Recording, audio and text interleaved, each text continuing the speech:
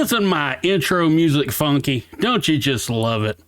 So, happy Wednesday, or whatever day you're watching this. It's been a great day to be a Colts fan. Ha ha ha, for all you former Falcons who may still be watching what I do. Nothing but love for you guys that are sticking with it, but I had to go. I had to do it. I just had to. So anyway, we had some really cool interviews with Matt Ryan today on the Pat McAfee show.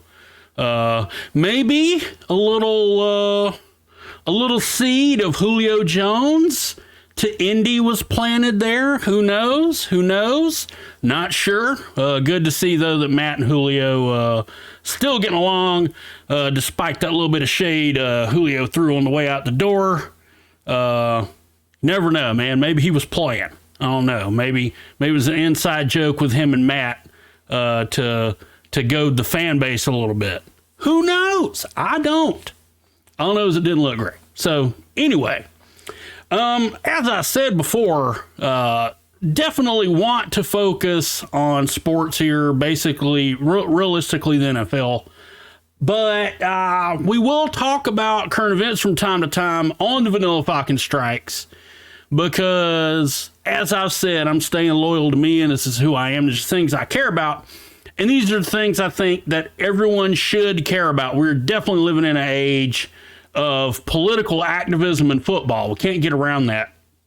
And my phone's making noise. Let me tell my phone to shut up real quick. So what happens? And I'm not going to do a double take. Even though this is not live, you get the full Vanilla Falcon experience. Stuff's going to happen. So anyway, yeah, we live in the age of political activism in football, and that's not going away. And there are people who need to get used to it and need to understand that, athletes do have a platform now to get their opinions out. But those athletes also have to understand that they are not free from criticism. And I think that's where part of the conversation breaks down. And people who agree with those athletes do not understand you're free from criticism.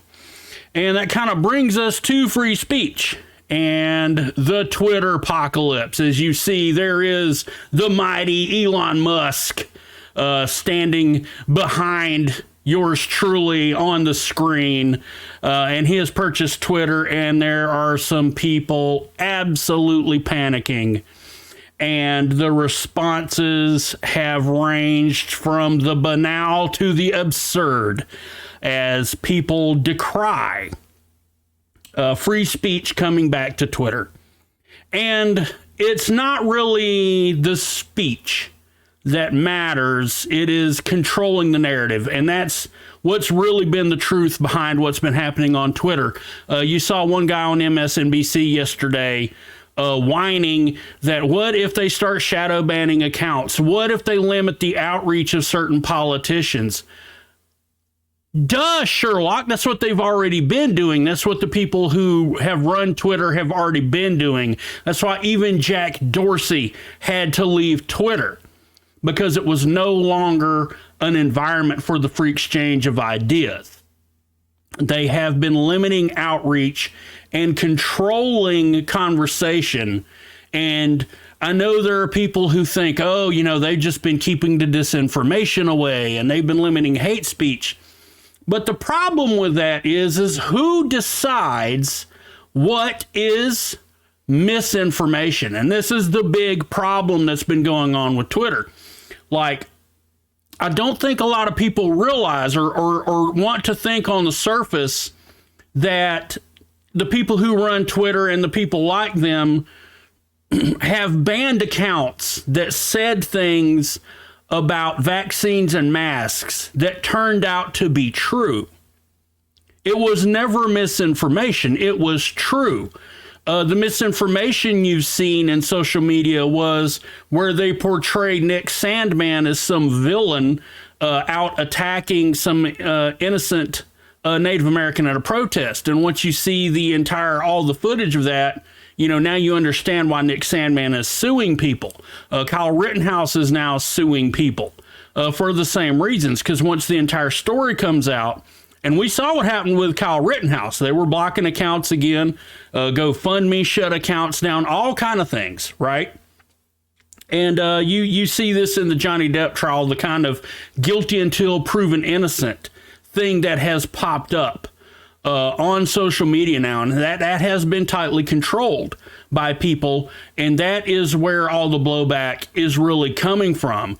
It's not that people who think left will now be shadow banned and their limit will be reached. It's that they are no longer in control of that narrative, and this is very dangerous. And the reason I bring this up is this. Here we are now within 2 days of Elon Musk's purchase of Twitter, and the federal government now is trying to get into the whole game of controlling and countering what they deem to be misinformation.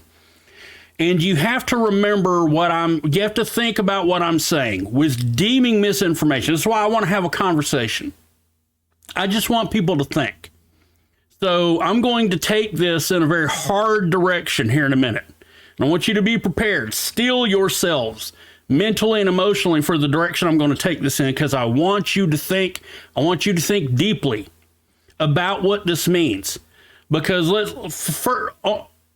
on the surface, let's talk about Joe Rogan. Let's talk about how the leftist techies tried to shut down Joe Rogan because he had an absolute expert in mRNA vaccines come on his show that the powers that be in the tech world, and Twitter and Google and all them, tried to shut this doctor down. Tried to completely shut him down. And all Joe Rogan did was give him a platform to speak his opinion. Now, how you declare this expert to be spreading misinformation when so much of what he has said, and other people like him that have put out studies showing how natural immunity is more effective, blah, blah, blah, blah, blah. They declared that stuff to be misinformation, and then here we are a year, 18 months later, and those things are 100% true. The vaccine does not stop the spread. Regular masking does not stop the spread. You need to have an N95 mask. Your vaccine only protects you, and it only protects you on a limited basis. There are studies out now that suggest you need to go through COVID, battle COVID naturally, and then get a booster, and that will be effective. A booster on top of natural immunity is better than a vaccine being boosted or double vaccine, because the efficacy of vaccines is waning incredibly, and while your body has the vaccine in it, it is not developing its own immunities, blah, blah, blah, blah, blah. We could go through all that crap. I'm not trying to do that. I just want you to think about the ramifications of what they declared to be misinformation that turned out to be true, the Hunter Biden laptop. They declared it to be misinformation. The person on the screen here, Nina Jankowicz, who is going to head this board, this Department of Homeland Security board that the Biden administration is putting together, was one of the people who tried to say that the Hunter Biden laptop story was Russian misinformation. And it has turned out to be 100% true. And that's why you have to think hard about the misinformation thing. Who declares it is hate speech? Who declares it is misinformation? All that stuff is done through bias, and that's the problem. It's the question, who watches the watchers? And so I want you to think about this. So they are declaring speech to be hate speech or misinformation based on their perception of what should be accepted in society, on what society's norms are. Now, imagine that someone had exhibited that kind of power in the early 1900s while the civil rights movement was fomenting and while it was being fought up to the point that it was finally won and the Civil Rights Act was passed. Imagine that kind of power had been exerted at that time, because the idea that black people were as good as white people was misinformation. And you need to sit there and think about that for a second. Okay? And white people get very uncomfortable about this because it's part of our history of talking about black Americans in that way, that they are not as good as us. They're not on the same level of the evolutionary scale as us. That is what was said. That was the norm, right? So now imagine you have people with that as the norm, that the federal government gets involved as well, not just turning hoses on protesters, but declaring it to be a form of wrongthink or unacceptable misinformation, to where now not only do people refute your opinions and say, you know, we don't believe in this, they don't allow you to speak. Imagine if civil rights activists had not been allowed to even say their point, if they had not been allowed to speak their piece, simply because what they were saying was not deemed societally acceptable. And that was 100% the case. A lot of minds had to be changed to get the Civil Rights Act passed. A lot of minds had to be changed. A lot of people had to hear things and see things they were not comfortable with. They had to see a lot of realities they were not comfortable with to get the Civil Rights Act across the finish line, to start building a better America for my generation to grow up in. That kind of hatred was no longer the thing, that kind of hatred was now viewed upon poorly. Imagine had there been a Misinformation Governance Board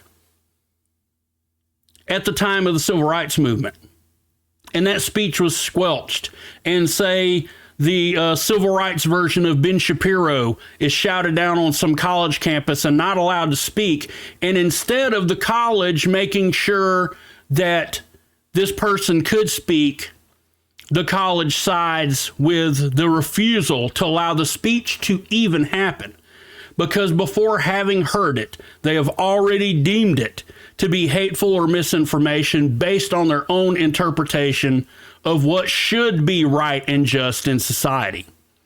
And that is the problem. That is the problem with supporting this type of censorship.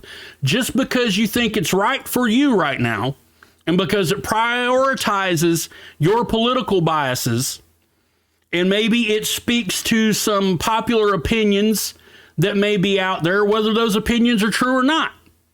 You know, Neil Young got just as much support for going up against Joe Rogan as he got backlash for going up against Joe Rogan, and good on Spotify for not pulling Joe Rogan, because someone had to stand up to it, because free speech means you're sometimes going to hear things that you don't want to hear, and opinions you don't agree with, and opinions you don't want to hear because you think they're awful. But free speech means you don't have to hear them. You can walk away. You can go somewhere else. You don't have to listen to that person speak. It does not mean you stop that person from speaking. Okay? Now, of course, there are hard limits when you start talking about actually advocating violence, right? But that's kind of a common sense thing, right? That's not, you know, when you get to a point that you're declaring words are violence and making these wild leaps of logic that we're seeing these days, that's the problem. And if you go look at what's happening on Twitter right now, the employees are in full CYA mode. I'm seeing posts from people that I've not seen in almost a year. I've not seen any content from these Twitter users in a year. And they're suddenly all over the place. Accounts are being reactivated. The limit of their outreach is being removed. The fact that they're doing this right now shows that they know they should have never done it. And now they're in CYA mode because Elon Musk is already threatening to fire people who are engaging in it. Because he just wants us all to have a conversation. He wants us to engage in the arena of ideas. He wants both sides to have an equal chance to speak. And what we've seen in the last couple of years, I know there's some hard opinions. You know, oh my God, I can't believe they're going to allow this kind of speech on Twitter and that kind of speech on Twitter. I just want you to think about the accounts they froze for talking about the ineffectiveness of masks, reduced vaccine efficacy that turned out to be true, of how they limited the reach of actual vaccine experts while they boosted the reach of an Instagram model. I saw this story earlier today, an Instagram model who, yes, did indeed go to medical school and become a doctor, but who was certainly not a frontline COVID worker, who was out there portraying herself as some kind of vaccine expert, which she was not. But she carried the narrative, and therefore her reach went up. You look at the fact that news organization accounts that talked about the Hunter Biden laptop were disabled, were blocked, had their reach shut down. And that story turned out to 100% be true. That's why I say think hard about you supporting efforts against misinformation, because it is the people who are deciding what is misinformation that you need to worry about. And you look at this right on the screen right now. Now the federal government's getting into it. I don't care what your political leaning is. That should bother you, that the federal government is now going to get in to disinformation governance. Now, for myself, I don't think it'll hold up in the Supreme Court. This will end up in the Supreme Court. This will be another one of those times where, Comrade Biden, and I know everyone loved to call Trump Comrade Cheeto. I'll call him Comrade Cheeto too, because I think it's a funny way to refer to him, because he is orange. Let's be real. Where Comrade Biden is definitely reaching over the bounds of constitutionality, because we are 100% protected by the First Amendment from this board that he is trying to put together now. And that kind of reaction, that should worry you. Because even though there are Democrats in office right now, and you love the Democrats, you're so happy the adults are back in charge. Well, the adults are not in charge. They're acting like petulant children. And if there's one thing you and I both know, walking on the street every day, we run into each other at the gas station, the number one thing both of us will talk about is how we don't trust the government. When we're off of Twitter, when we're off of social media, we meet each other in person. We run into each other at the gas station, at Walmart, Cracker Barrel, Target, wherever. And we have even the briefest conversation about what's going on in the world. 90% of us don't trust the government, and with good reason. So just think about that. If you want to cheer this move by the Biden administration, because it bolsters your narrative, it bolsters your chosen bias and your worldview, just remember that one day the people who are in charge of that misinformation board will be people you don't agree with. And then holy hell if they have that power. So just think about that. Think about what's going on. Think about the way people are reacting, and do you really agree with this whole idea that, holy crap, the world's going to crap in a handbasket because a billionaire bought Twitter, and you're reading opinions from the Washington Post, which are owned by a billionaire, or looking at people talking on CNN and MSNBC, which are owned by billionaires? It's not that it's owned by a billionaire. It's whether or not it's the right billionaire. So again, deep thoughts, y'all. Just think deep. Just think deep. That's all I'm saying. Whether it comes to what I'm talking about right now with what's happening in the Twitterverse and politics, or whether we're talking about how Matt Ryan can cut apart a defense before the snap. Think deep. It's all I ask. It's all I ask. Think. Because there's no reason to leave Twitter at all. It's time for us to talk. It's time for us to say things that people have told us we shouldn't say, and have conversations people told us we shouldn't have, because the information is out there. It's just been kept from you by people who think they know better than you of what you should or should not be exposed to. So, bye-bye Nanny State Twitter. Hello, open Twitter. I hope it goes great, and I hope none of you leave. I hope you all stay, and we have conversations, and we talk about football, and we talk about politics, and we talk about our kids and our pets, and all those great things, because it's an open public square. So, anyway, that's it for today. I want to keep this short. Hopefully we'll be back to sports soon, but I'm not a big draft guy, so this is a time of the year for me that really I don't have a lot to talk about with sports. There's all kind of crazy crap going on in the world, so you get content like this right now because I'm not a big draft guy. Kick me around if you want to, because I don't really care about the draft, but I don't really care about the draft. I never have. I don't care about fantasy football. I never have. Those people are going to make those decisions. I don't have time in my life to research all of it and think about it, and who are we going to draft at 42, and who are we going to draft at 63, and who's the best guy on the board, and it's such a lottery. It's so hit or miss, and I don't have time for fantasy football. I'll go watch the league and watch some idiots with their goofy 8-man fantasy football league and laugh my ass off, but I ain't got time for it. So this is the kind of content we get from Vanilla Falcon in the off season. I'm going to talk about current events. So, anyway, that's it. I hope you had a good think. I hope you leave me some good comments.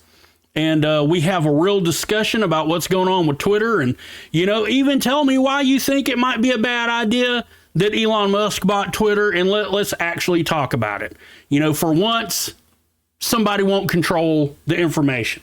So it's a good day. I think it's a good day. So anyway, I hope you have a great evening.